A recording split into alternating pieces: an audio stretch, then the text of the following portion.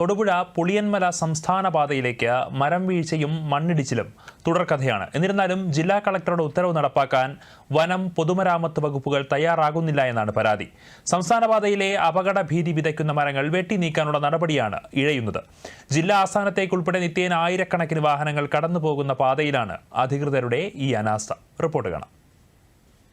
മഴക്കാലത്തും അല്ലാത്തപ്പോഴും രാപകൽ വ്യത്യാസമില്ലാതെ മരം വീഴ്ചയും ഗതാഗത തടസ്സവും തൊടുപുഴ പുളിയമല സംസ്ഥാന പാതയിൽ പതിവ് സംഭവമാണ്.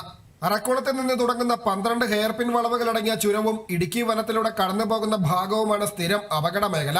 ഇവിടങ്ങളിൽ പാതയ്ക്കിരുവശവും നിൽക്കുന്ന കൂറ്റൻ മരങ്ങൾ റോഡിലേക്ക് കടപുഴകി വീഴും. ഒപ്പം മണ്ണിടിച്ചിലും ഉണ്ടാകും. ഇതുമൂലം വഴിയിൽ കുടുങ്ങുന്ന വാഹനങ്ങളുടെ നീണ്ട നിര തന്നെ രൂപപ്പെടും. മൂലമറ്റം, പൈനാവ് എന്നിവിടങ്ങളിൽ നിന്ന് അഗ്നിരക്ഷാസേനയെത്തി തടസ്സപ്പെട്ട ഗതാഗതം പുനഃസ്ഥാപിക്കാൻ പലപ്പോഴും മണിക്കൂറുകൾ എടുക്കും.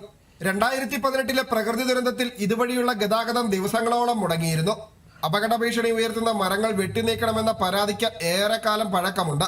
അപകട ഭീഷണിയുള്ള മരങ്ങളെ മുറിച്ചു മാറ്റുവാനുള്ള നടപടിയൊന്നും ഇതുവരെ അധികാരികളുടെ ഭാഗത്തു നിന്നും ഉണ്ടായിട്ടില്ല.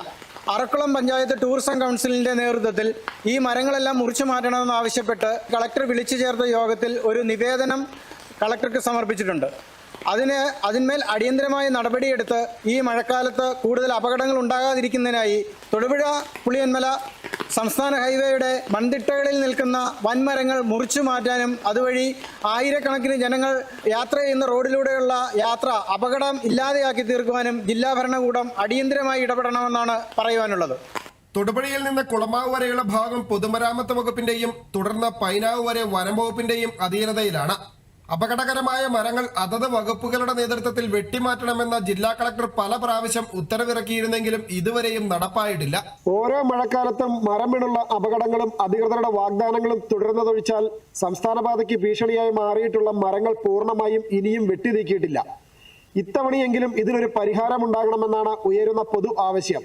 ക്യാമറമാൻ റൈസൻ DS-നൊപ്പം രതീഷ് കൃഷ്ണ, ദൂരദർശൻ ന്യൂസ്, ഇടുക്കി.